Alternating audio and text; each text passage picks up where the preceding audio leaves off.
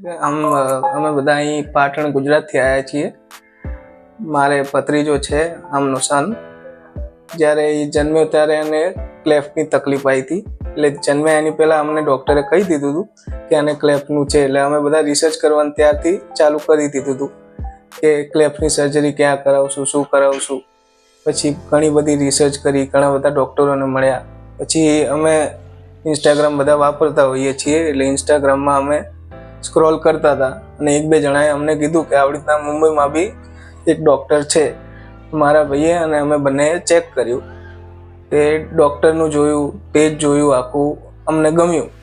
એટલે ભાઈ કે ચલો કે આપણે ત્યાં એકવાર વિઝિટ કરીએ.